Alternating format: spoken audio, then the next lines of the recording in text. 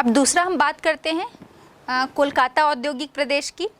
तो हालांकि हम देखें तो कोलकाता औद्योगिक प्रदेश जो है ये इसका विकास थोड़ा सा मुंबई औद्योगिक प्रदेश से इसका विकास थोड़ा सा कम हुआ है, लेकिन फिर भी इसे सबसे पहले या सर्वप्रथम विकसित औद्योगिक प्रदेश की संज्ञा दी जाती है। अब इसी में हम देखें कि इस औद्योगिक प्रदेश का जो विकास है वो हुगली नदी के दोनों किनारों पर हुआ है और कोलकाता और हावड़ा इस प्रदेश के हृदय स्थल के रूप में जाने जाते हैं। और इसी संदर्भ में हुगली जो है वो इस औद्योगिक प्रदेश की रीढ़ कही जाती है, या इस औद्योगिक प्रदेश की रीढ़ के नाम से इसे प्रसिद्धि मिली है। इस प्रदेश में हम देखें कि औद्योगिक विकास का आरंभ जो है वो 1662 से 1694 के बीच में हुआ है, जब हुगली नदी को एक बंदरगाह के रूप में विकसित किया गया। और इस नदी बंदरगाह के विकास ही कोलकाता जो है वो देश का एक अग्रणी औद्योगिक केंद्र के रूप में विकसित हो गया। इस औद्योगिक प्रदेश के प्रमुख औद्योगिक केंद्र की हम बात करें तो देखते हैं हल्दिया है, सिरामपुर, रिसरा, हावड़ा, कोलकाता, शिवपुर, निहाटी, टीटागढ़, सादपुर, बजबज, बिरलापुर और इसके साथ ही बसबेरिया, ये जो है वो इस औद्योगिक प्रदेश के प्रमुख औद्योगिक केंद्र हैं। इन केंद्रों में अनेक प्रकार के उद्योगों का जो है वो विकास हुआ है, जिसमें सबसे अधिक इस पूरे औद्योगिक प्रदेश की जब हम बात करते हैं तो हमें पता है कि कोलकाता में पश्चिम बंगाल में ही पूरे जूट उद्योग का बहुत अधिक विकास हुआ है और स्पेशली हुगली नदी के दोनों तटों पर या दोनों किनारों पर जो है वो जूट उद्योग जो है वो बहुत अधिक विकसित अवस्था में है। या इसके विकास को हम इसी बात से समझ सकते हैं कि भारत का जो लगभग 70% जूट का उत्पादन है वो इसी क्षेत्र से ही प्राप्त किया जाता है। इसके बाद हम देखें जब भारत का विभाजन हुआ तो भारत विभाजन के बाद अधिकांश जो पटसन उत्पादक क्षेत्र थे वो बांग्लादेश में चले गए और तब जो पूर्वी पाकिस्तान था वहाँ पर इसका जो उत्पादन है वो सर्वाधिक मात्रा में होता था, लेकिन विभाजन के बाद सर्वाधिक क्षेत्र जो है वो बांग्लादेश चले गए। इस समस्या के समाधान के लिए और अधिक पटसन का जो है वो उत्पादन प्रारंभ किया गया और जूट उद्योग के साथ साथ और भी कई उद्योग जो हैं वो इस औद्योगिक प्रदेश में विकसित हुए। कोलकाता और टीटागढ़ की हम बात करें तो यहाँ पर कागज़ जो है वो तैयार किया जाता है, जबकि जो महीन सूती वस्त्र के लगभग 25 कारखाने जो हैं वो इसी प्रदेश में ही स्थापित हैं। इसके बाद हम देखें देश का जो इंजीनियरिंग उद्योग है यहाँ का सर्वश्रेष्ठ उद्योग माना जाता है इस औद्योगिक प्रदेश का। यहाँ डीजल बनाने वाले, डीजल के साथ विद्युत इंजन और डीजल पंप सेट, बिजली की जो मोटरें हैं या पंखे हैं, मोटर गाड़ियाँ, पेट्रो रसायन, जलयान, इलेक्ट्रॉनिक्स और कंप्यूटर आदि बनाए जाने वाले ये जो उद्योग हैं यहाँ बहुत ही विकसित अवस्था में है जूट उद्योग के साथ ही साथ। इसके बाद हम देखें कि देश का सबसे बड़ा मोटर गाड़ी बनाने का जो कारखाना है हिंद मोटर्स, ये भी आपके उत्तरपाड़ा में ही स्थित है। और कोलकाता की जो गार्डन रिच फैक्ट्री है वो आपके नौसैनिक, मछली पकड़ने और सामान ढोने वाले जो अन्य प्रकार के जलयान बनाने में प्रसिद्धि इस क्षेत्र को मिली है, इस जगह को। और हल्दिया को तो देश का सबसे बड़ा तेल शोधन केंद्र के नाम से या पेट्रो रसायन उद्योग के रूप में ये जो केंद्र है ये विकसित हुआ है। तो ये जो क्षेत्र हैं या ये जो उद्योग हैं या औद्योगिक केंद्र की हम बात कर रहे हैं, ये सभी इस कोलकाता औद्योगिक प्रदेश के विकास के लिए उत्तरदायी हैं। इसके बाद तीसरा हम देखते हैं बेंगलुरु कोयम्बटूर औद्योगिक प्रदेश। हमें पता है कि बेंगलुरु जो है वो कर्नाटक की राजधानी है और कोयम्बटूर जो है वो तमिलनाडु का एक प्रमुख औद्योगिक केंद्र है। ये दोनों शहरों के बीच में ही एक लंबी पट्टी के रूप में उद्योगों का, अलग अलग उद्योगों का विकास हुआ है। और इस प्रदेश में जो कपास का उत्पादन है ये पूरे देश का मुख्य कपास उत्पादक क्षेत्र हम इसे कह सकते हैं। और इसीलिए यहाँ के आसपास के जितने भी गांव हैं या विकसित रूप में जो शहर हैं, यहाँ पर छोटे छोटे वस्त्र निर्माण केंद्र जो हैं वो विकसित अवस्था में हमें देखने को मिलते हैं। और यदि हम भागिता की बात करें, सहभागिता की बात करें कि वस्त्र उत्पादन में इस औद्योगिक प्रदेश की कितनी भागीदारी है, तो हम देखेंगे कि पूरे देश का 20% धागा जो है वो तमिलनाडु में ही उत्पादित किया जाता है। और सिर्फ कोयम्बटूर की हम बात करें तो यहाँ पर सूती वस्त्र की लगभग 91 मिलें हैं। इस प्रकार हम देखें कि औद्योगिक प्रदेश में सूती वस्त्र उत्पादन में इसकी प्रधानता है प्रमुख रूप से इस औद्योगिक क्षेत्र में। इसके अलावा बेंगलुरु जो है, यहाँ पर कई कंपनियां के नाम से हम बेंगलुरु जो है वो प्रसिद्ध है, जिसमें आपका प्रमुख है हिंदुस्तान वायुयान कंपनी, जिसे हम HAL कहते हैं। दूसरा आपका हिंदुस्तान मशीन टूल्स है, जिसे HMT के नाम से जानते हैं। तीसरा भारतीय दूरभाष लिमिटेड है, जिसे हम HTL कहते हैं। और भारतीय विद्युत उपकरण या इन्फोसिस और विप्रो लिमिटेड, इन सभी से तो आप बहुत अच्छी तरह से परिचित हैं और ये सभी जो हैं वो बेंगलुरु में ही स्थापित हैं। पिछले 2 दशकों की यदि हम बात करें तो बेंगलुरु जो है वो भारत का प्रमुख कंप्यूटर और सूचना प्रौद्योगिकी के मामले में एक प्रमुख केंद्र के रूप में विकसित हुआ है।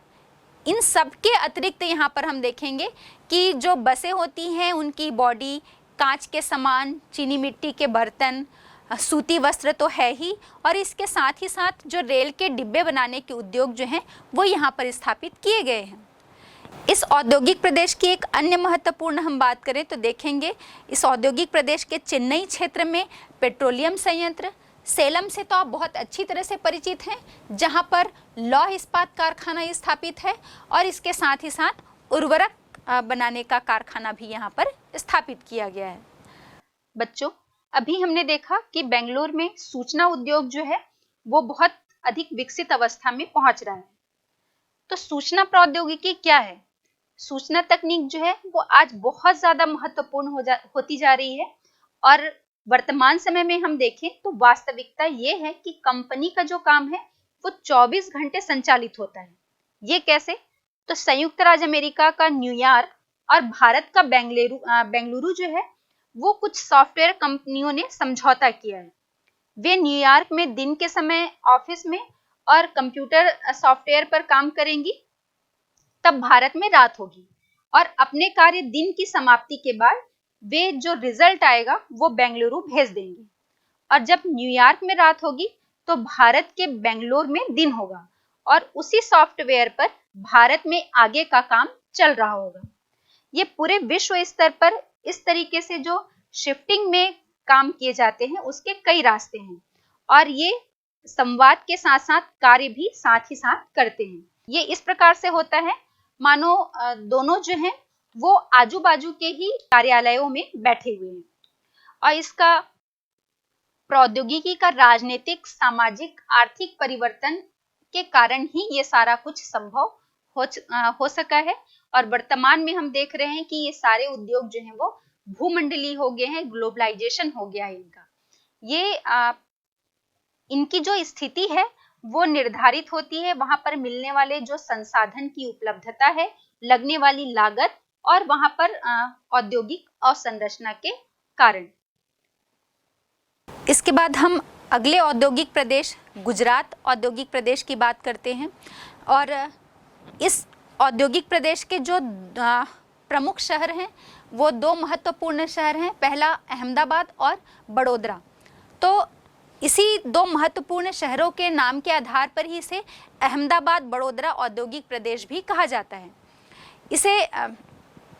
इसमें हम देखेंगे कि प्रमुख औद्योगिक केंद्र जो हैं वो यहाँ के जामनगर है, राजकोट है, सूरत, बड़ोदरा, खेड़ा, इसके बाद भरूच और गोधरा, ये इस औद्योगिक प्रदेश के प्रमुख औद्योगिक केंद्र हैं। अहमदाबाद से हम सभी परिचित हैं कि यहाँ पर ये सूती वस्त्र उद्योग के लिए फेमस है। और साथ ही साथ सूरत में हीरे की कटिंग के लिए, हीरे की कटाई के लिए और इसके साथ सोना चांदी के जो जेवर हैं, आभूषण जो बनाए जाते हैं और वस्त्र के उद्योग जो हैं वो यहाँ पर बहुत अधिक विकसित अवस्था में हैं। और अमूल दूध, दही, छाछ, ये सबसे तो आप बहुत अच्छी से परिचित हैं, जो कि यहाँ गुजरात में आनंद डेयरी जो है यहाँ पर बनाए जाते हैं, यहाँ पर इसका मैन्युफैक्चरिंग होता है और आनंद डेयरी जो है वो यहाँ पर बहुत विकसित अवस्था में है, जो कि पूरे देश भर में प्रसिद्ध है। और आनंद में डेयरी उद्योग जो है वो बहुत विकसित अवस्था में है और इससे रिलेटेड जो अमूल दूध, दही या छाछ, बटर, ये सब जो प्रोडक्ट आप यूज़ करते हैं इससे बहुत अच्छी तरह से परिचित होंगे, जिसका निर्माण यहीं पर किया जाता है। इसके साथ ही साथ अहमदाबाद में जो इंजीनियरिंग सामान है और इलेक्ट्रॉनिक्स, सॉफ्टवेयर और दवाइयाँ, ये भी यहाँ के प्रमुख विकसित उद्योग हैं। इसके बाद हम अगले औद्योगिक प्रदेश की बात करें, जिसे हम छोटा नागपुर औद्योगिक प्रदेश कहते हैं। इस औद्योगिक प्रदेश का विस्तार जो है वो पश्चिम बंगाल से लेकर दामोदर घाटी, सिंहभूम, झारखंड के सिंहभूम और ओडिशा तक है। इसीलिए इसे हम राउरकेला, जमशेदपुर औद्योगिक प्रदेश के नाम से भी जाना जाता है। सिंहभूम हमें पता है ये पूरा छोटा नागपुर का क्षेत्र ही धात्विक और अधात्विक खनिजों के दृष्टिकोण से बहुत ही संपन्न है और सिंहभूम का जो क्षेत्र है ये लौह अयस्क, तांबा, यूरेनियम, मैग्नीज आदि के लिए और दामोदर घाटी जो है वो कोयले के लिए विशेष रूप से जाना जाता है। इसके पहले आपने पढ़ा भी है, जिसमें आपने कोयले की पेटी पढ़ी थी, तो जो नदी घाटियाँ हैं उसमें दामोदर नदी घाटी कोयले के लिए प्रसिद्ध है। इसके बाद हम देखेंगे इसी कारण से लौह अयस्क और कोयले की उपलब्धता के कारण ही इस क्षेत्र में लौह इस्पात उद्योग का विकास बहुत अच्छी तरह से हुआ है, जिसमें हम जमशेदपुर, बोकारो, दुर्गापुर, राउरकेला और बर्नपुर, ये सभी जो हैं वो लौह इस्पात के जो विकसित केंद्र हैं। इसके बाद भारी इंजीनियरिंग उद्योग, आपका रांची में भारी इंजीनियरिंग उद्योग है। उर्वरक उद्योग की जब हम बात करें तो ये सिंदरी में स्थापित किया गया है और डालमिया नगर का सीमेंट कारखाना, इनसे भी आप बहुत अच्छी तरह से परिचित हैं। तो डालमिया नगर के जो जपला है यहाँ पर सीमेंट उद्योग जो है स्थापित किया गया है। तो ये प्रमुख क्षेत्र जो हैं या उद्योग जो हैं वो छोटा नागपुर औद्योगिक प्रदेश की विशेषता है। इसके बाद हम बात करते हैं विशाखापट्टनम गुंटूरू औद्योगिक प्रदेश। ये औद्योगिक प्रदेश विशाखापट्टनम जिले से लेकर प्रकाशम जिले तक स्थित है और इस प्रदेश के विकसित होने का प्रमुख कारण जो है वो विशाखापट्टनम और मछलीपट्टनम बंदरगाह जो है यहाँ पर इसका स्थित होना है। और इसके साथ ही गोदावरी नदी घाटी में जो पेट्रोलियम की उपलब्धता है और पेट्रोलियम के साथ साथ जो यहाँ पर कोयले के निक्षेप हैं, ये दोनों भी यहाँ की समृद्धि के प्रमुख कारण हैं। इसी कारण यहाँ पर लौह अयस्क का कारखाना या लौह इस्पात कारखाना जो है स्थापित किया गया है। विशाखापट्टनम में हम देखेंगे हिंदुस्तान शिपयार्ड लिमिटेड की स्थापना की गई है, जहाँ पर बड़े बड़े जहाज के पोत बनाए जाते हैं। इसी प्रकार हम देखेंगे इस प्रदेश में जो चीनी उद्योग है, वस्त्र उद्योग, जूट उद्योग और कागज उद्योग और इसके साथ ही साथ उर्वरक उद्योग भी इस औद्योगिक प्रदेश की एक प्रमुख विशेषता है। इसके बाद हम बात करते हैं अगले औद्योगिक प्रदेश गुड़गांव, दिल्ली, मेरठ औद्योगिक प्रदेश। दिल्ली के आसपास के जो शहर हैं, जिसमें आपका गुड़गांव आता है, फरीदाबाद, मोदी नगर, मेरठ, अंबाला, मथुरा, सहारनपुर, नोएडा, कुरुक्षेत्र, करनाल और पानीपत आदि, ये सभी जो हैं इन पूरे क्षेत्रों तक इस औद्योगिक प्रदेश का विस्तार हुआ है। हालांकि हम देखें तो ये जो औद्योगिक प्रदेश है वो खनिज स्रोतों से, जो खनिज संसाधन जहाँ पर मिलते हैं उनसे यहाँ इसकी जो पहुँच है वो बहुत दूर है। और इसी कारण यहाँ पर देखेंगे कि जो इलेक्ट्रॉनिक्स हैं, मोबाइल या खेल के सामान, बिजली के सामान, होजियरी, ट्रैक्टर, या साइकिल, कृषि उपकरण। और आगरा का जो औद्योगिक क्षेत्र है यहाँ पर कांच और चमड़े के उद्योग, मथुरा में तेल शोधनशाला उद्योग, फरीदाबाद में इंजीनियरिंग उद्योग, सहारनपुर में कागज उद्योग, इन सभी उद्योगों का विकास यहाँ पर हुआ है। गुड़गांव की यदि हम बात करें तो गुड़गांव में प्रमुख उद्योग जो है वो ऑटोमोबाइल है, वस्त्र निर्माण, इलेक्ट्रॉनिक सामान और बीपीओ, ये सभी जो हैं ये गुड़गांव के प्रमुख विकसित औद्योगिक कारखाने हम कह सकते हैं या औद्योगिक केंद्र हैं। इसके बाद हम अगला देखते हैं, कोल्लम तिरुवनंतपुरम औद्योगिक प्रदेश। ये औद्योगिक प्रदेश जो है वो केरल के छोर पर या केरल के किनारे हम कह सकते हैं स्थित है। इसका जो विस्तार है वो तिरुवनंतपुरम, कोल्लम, अल्लमपुजा, एर्नाकुलम और त्रिचूर, इन जिलों में ये औद्योगिक क्षेत्र जो है वो फैला हुआ है। ये प्रदेश देश के ये भी गुड़गांव, दिल्ली, मेरठ औद्योगिक प्रदेश की भांति खनिजों से ये भी औद्योगिक प्रदेश काफ़ी दूर में स्थित है। और इन क्षेत्रों में जो कृषि उत्पाद हैं उनके आधार पर उद्योगों का विकास हुआ है। इन उद्योगों के अतिरिक्त मतलब कृषि उत्पाद पर आधारित उद्योग के अलावा यहाँ पर हम देखेंगे कि सूती वस्त्र उद्योग है, चीनी उद्योग है, चमड़ा उद्योग है, कागज उद्योग और नारियल के रेशे के उत्पाद से संबंधित जो उद्योग है, या इसके साथ ही तेल प्रसंस्करण उद्योग इस क्षेत्र के या इस औद्योगिक प्रदेश के प्रमुख औद्योगिक कारखाने। इसके बाद हम देखते हैं दुर्ग, रायपुर, बिलासपुर, कोरबा औद्योगिक क्षेत्र। इस नाम से आप बहुत अच्छे से परिचित होंगे क्योंकि ये आपके छत्तीसगढ़ का औद्योगिक प्रदेश है और छत्तीसगढ़ में स्थित ये औद्योगिक क्षेत्र मूल रूप से स्थानीय खनिज पर ही आधारित है। आपको पता है कोरबा में कोयला और बॉक्साइट की उपलब्धता के आधार पर एल्यूमिनियम उद्योग, दुर्ग में जो है वो आपका लौह अयस्क के आधार पर जो है लौह अयस्क तो मिलता ही है, और साथ ही साथ जो पूरा छत्तीसगढ़ का मैदानी क्षेत्र है जहां पर चूना पत्थर की उपलब्धता है और इस चूना पत्थर के आधार पर सीमेंट उद्योग यहां पर बहुत विकसित अवस्था में है। तीसरी पंचवर्षीय योजना के दौरान हम देखेंगे कि यहाँ पर भिलाई इस्पात संयंत्र की स्थापना की गई, वो भी रूस के तकनीकी सहयोग के द्वारा। और ये जो संयंत्र है वो आपके कोलकाता मुंबई मुख्य रेल मार्ग पर स्थित है, जिसके कारण ये और ज़्यादा विकसित अवस्था में है। और साथ ही साथ हमने देखा कि जो कच्चे माल की उपलब्धता है, चाहे हम लौह अयस्क की बात करें या हम कोयले की बात करें या हम बॉक्साइट की बात करें या चूना पत्थर, इससे संबंधित जो सीमेंट उद्योग, लौह इस्पात उद्योग और एल्यूमिनियम उद्योग और जो एनटीपीसी के जो कारखाने हैं कोयले की उपस्थिति के कारण, ये सभी यहाँ पर विकसित अवस्था में देखने को मिलते हैं और इसके लिए कच्चा माल जो है वो यहाँ पर स्थानीय स्तर पर ही उपलब्ध हो जाता है। बच्चों, अभी हमने भिलाई इस्पात संयंत्र की बात की, ये भिलाई नगर में स्थित है। इस संयंत्र के लिए, भिलाई इस्पात संयंत्र के लिए लौह अयस्क 97 किलोमीटर दूर स्थित जो दक्षिण में स्थित है दल्ली राजहरा की जो पहाड़ियां हैं वहां से आता है। कोयला कोरबा एवं झारखंड की झरिया खान से आता है। और इसके साथ ही जो कच्चे माल की सुविधा के कारण ही यहाँ पर इस्पात की रोलिंग मिल्स और रायपुर में रेल वैगन सुधारने का कारखाना स्थापित किया गया है।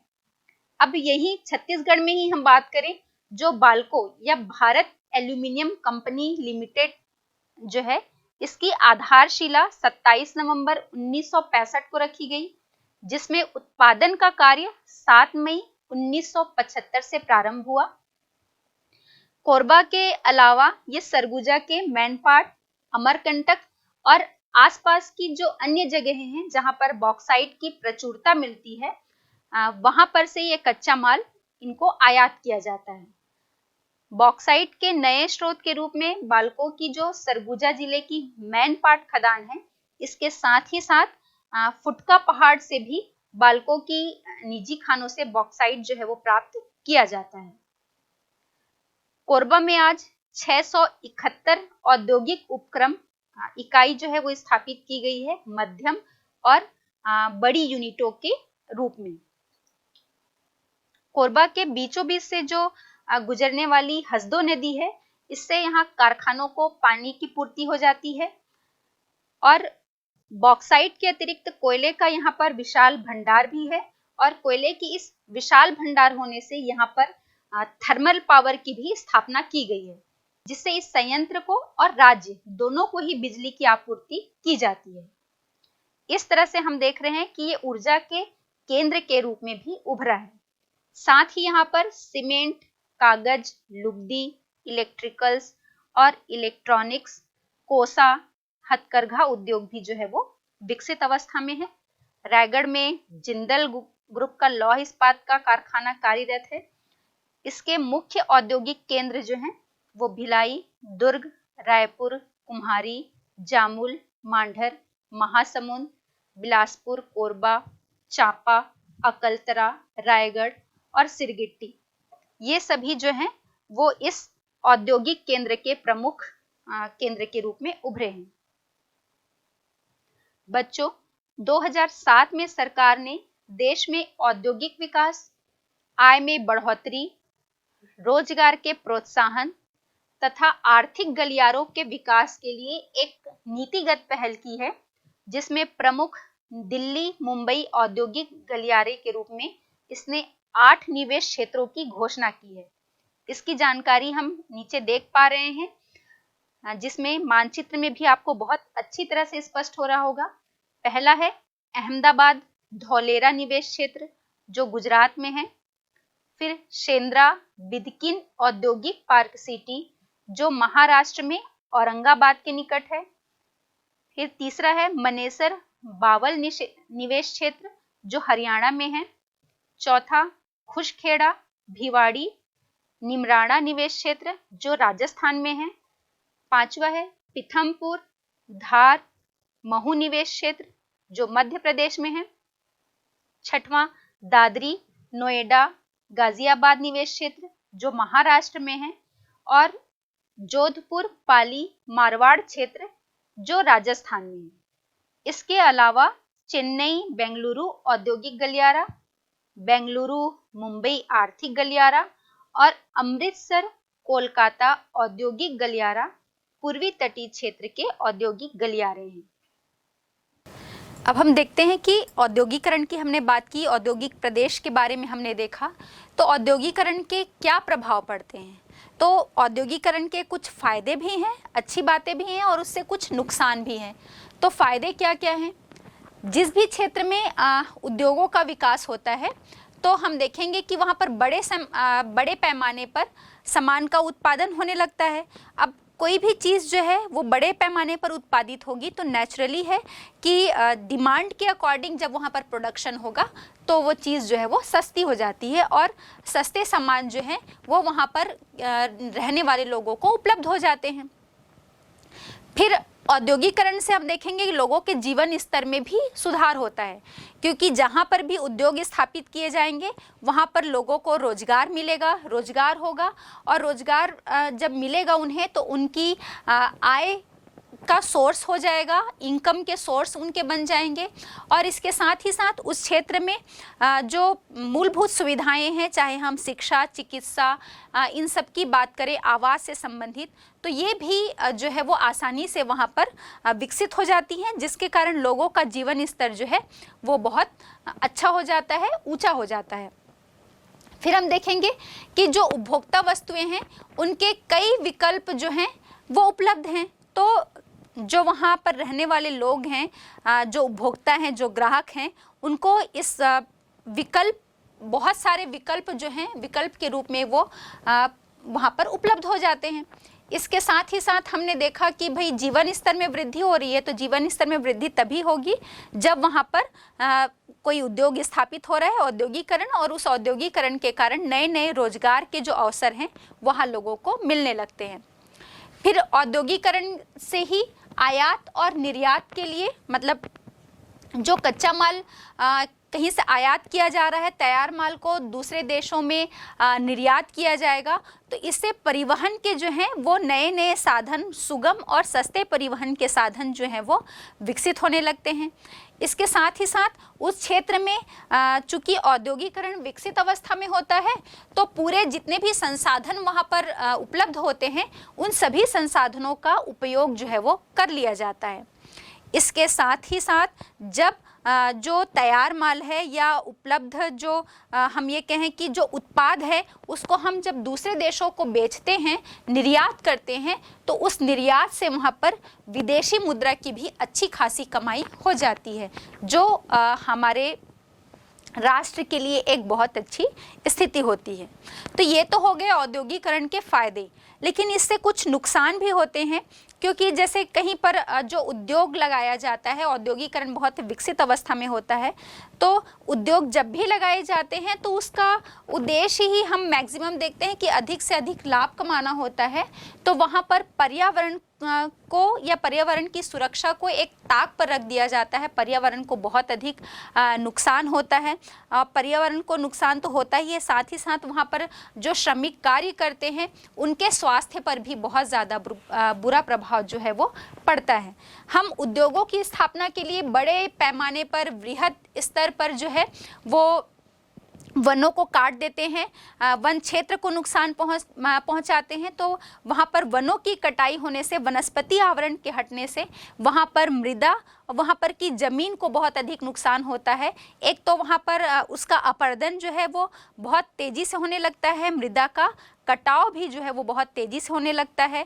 हम पर्यावरण में देखेंगे कि तापमान में वृद्धि की प्रवृत्ति, क्योंकि उद्योग जो हैं उससे बहुत ज़्यादा CO2 गैस का निष्कासन होता है, और साथ ही साथ हम पेड़ों की कटाई कर देते हैं तो ऑक्सीजन की कमी होती है, वो एब्जॉर्ब नहीं कर पाते हैं। CO2 गैस को एब्जॉर्ब करने के लिए वनस्पति आवरण को हम हटा देते हैं, हरियाली जो है वो बहुत कम रह जाती है। तो अभी वर्तमान की जो एक गंभीर समस्या ग्लोबल वार्मिंग, ऐसी समस्याएं भी जो है वो उत्पन्न होने लगती हैं। तो ज़रूरत इस बात की है कि ठीक है, हम विकास तो करें, लेकिन पर्यावरण को, अपने पारिस्थितिकी को ध्यान में रखते हुए हमें अपने विकास को करना चाहिए, चाहे वो उद्योगों का विकास हो, नगरीकरण हो। तो औद्योगिकरण, नगरीकरण जिस प्रकार से भी हम विकास कर रहे हैं, तो हमें अपने पारिस्थितिकी को ध्यान में रखते हुए करना चाहिए, ताकि हम पर्यावरण को कम से कम नुकसान पहुंचाए बिना अपने मृदा संसाधन, जल संसाधन, ये सभी को भी तो हम नुकसान पहुंचाते हैं, क्योंकि उद्योगों से निकलने वाला जो अपशिष्ट है उसे हम नदियों में बहा दे रहे हैं, और नदियों के माध्यम से वो जाकर फिर हमारे महासागरों में मिल जाता है।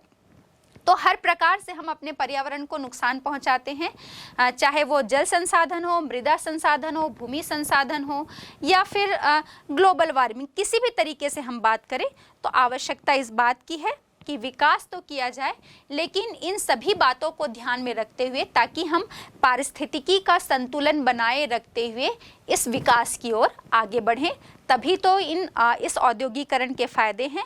अदरवाइज इस नुकसान की जो भरपाई है वो हम सभी मिलकर भी नहीं कर पाएंगे।